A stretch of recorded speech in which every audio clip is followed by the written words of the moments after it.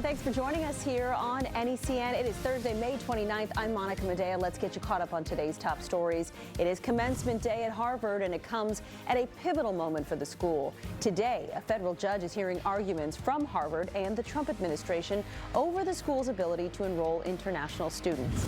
A panel of federal judges have ruled against several of President Trump's international tariffs. The three judges on the U.S. Court of International Trade panel said the president exceeded his authority. This blocks most of the tariffs Trump has rolled out so far in his second term. New drama for Market Basket. The supermarket chain said Wednesday that its board placed CEO Arthur T. Demoulas on paid administrative leave, accusing him of planning a work stoppage.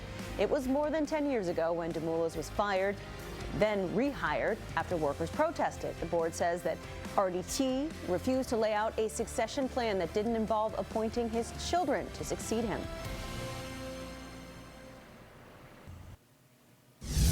It's a cloudy day as we go through Thursday. I'm First Alert meteorologist Tabitha Wooten. Most of the rain that we had earlier this morning is long gone, although still some pockets of showers here across the Long Island Sound and through Cape Cod. Again, that's drifting out towards the north and northeast. There's another disturbance here across upstate New York, but even then, I think that's too far away to really have any significant impact across Vermont and New Hampshire. So for the rest of the day today, still hanging on to mostly cloudy conditions. I think before sunset, we'll take on a little bit of sun, but it's too late in the game to provide us any warmth. As highs today were in the low to mid 60s. By 7 o'clock in the afternoon, we're right around 60 degrees. Tonight, overnight, we're staying in the upper 50s, so it will be a pretty warm and mild night tonight. Tomorrow, we'll likely have highs even warmer. So 65 degrees today with those cloudy conditions in Boston, 70 for Lebanon and Burlington at about 67 degrees. Tomorrow, again, it's even warmer, 75 in Boston, mid to upper 70s across Lebanon.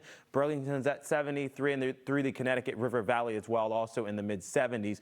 There will be pockets of showers tomorrow. Most of that is outside of I-495, and then Saturday is widespread rain for everyone, and even some thunderstorms are possible here through much of the Commonwealth. Highs on Saturday are in the upper 60s for Boston. Greenfield's at about 65 degrees, and we'll have upper 50s to low 60s across northern New England. On the flip side of that, Sunday should be much drier across southern New England, and everyone sees summer-like warmth next week. I'll describe what that means in your full forecast coming up. The prosecution has rested in the Karen Reed retrial. The defense set to pick up the case and start calling its own witnesses. This morning, the prosecution's crash reconstruction expert answered some final questions. Manash Kwangwari is in Dedham. Dr. Welcher, if you can just answer my question. Back in the hot seat. I will determine which slides we go to on my question. Crash expert Dr. Judson Welcher in a heated back and forth with defense attorney Robert Alessi. Well, you're mixing a couple things.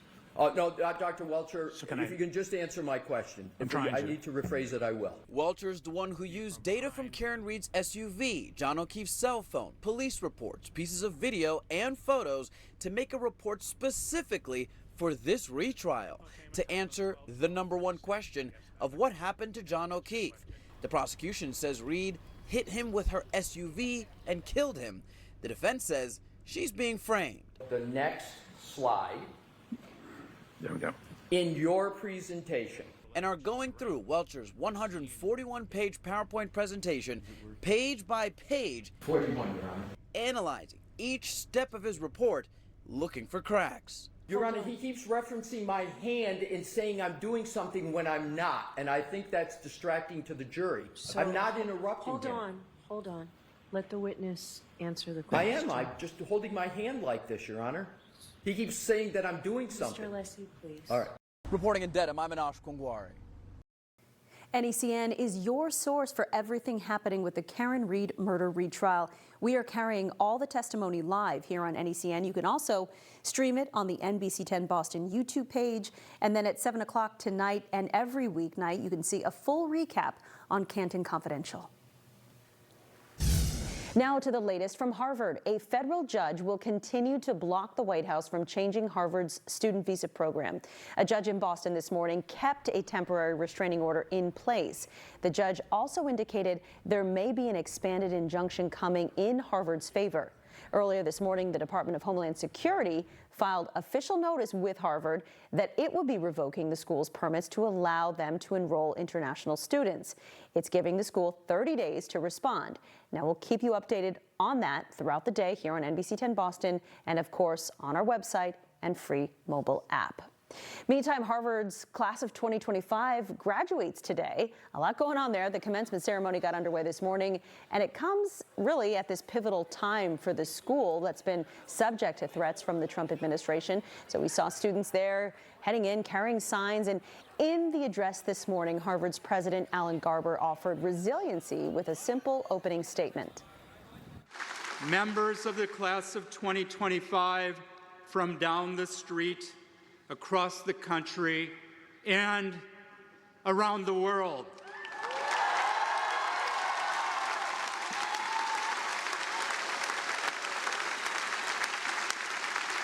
Around the world, just as it should be.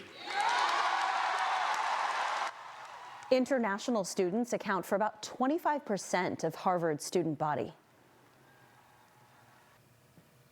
The United States will start aggressively revoking the visas of Chinese students, including those with connections to the ruling Chinese Communist Party or studying in critical fields.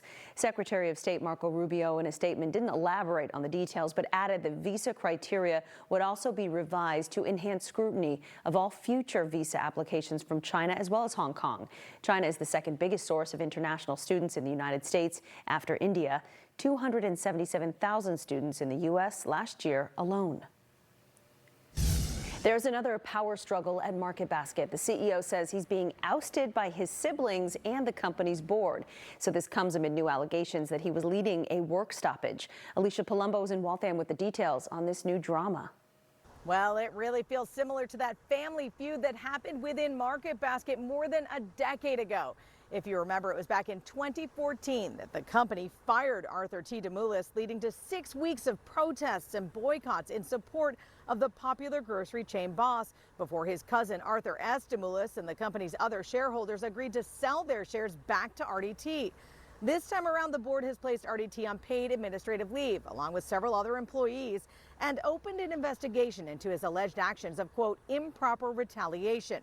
RDT says he was ousted by his 3 sisters and their 3 appointed board members. The board says RDT refused to lay out a succession plan that didn't involve appointing his own children to succeed him without consideration of the majority owners. It alleges he and other minority shareholders plan to have workers walk off the job as a form of retaliation against the board.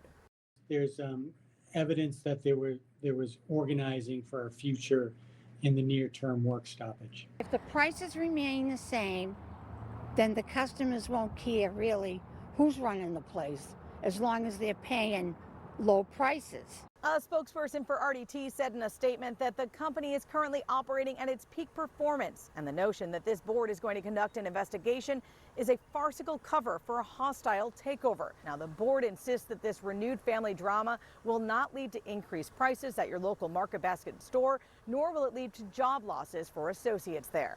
At Market Basket in Waltham, Massachusetts, I'm Alicia Palumbo. A prayer service in Waterbury, Connecticut, to tell you about the community came together yesterday to process the shooting that happened at the Brass Mills Center Mall. Donations were also collected to support the victims of the shooting. And that prayer service came on the same day the man accused faced a judge. 19-year-old Tawan Washington, is charged with 5 counts of first-degree assault. He is accused of shooting a man and 4 women Tuesday afternoon at the Brass Mills Center. Investigators say Washington knew the injured man. They got into an argument. That's when the shooting started. His attorney is claiming it was in self-defense and trauma after Washington lost a family member to gun violence. I do believe that under 53A-19, a person is entitled to use deadly force when they reasonably believe the other person is about to use deadly physical force.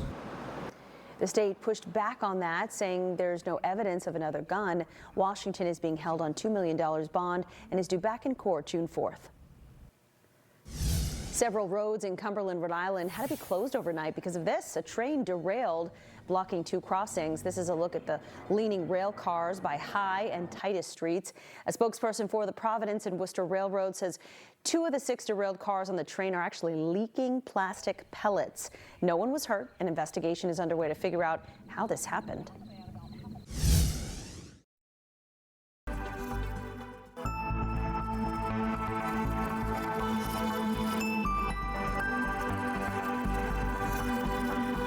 There is so much that still needs to be improved, and that is where this nonprofit comes in.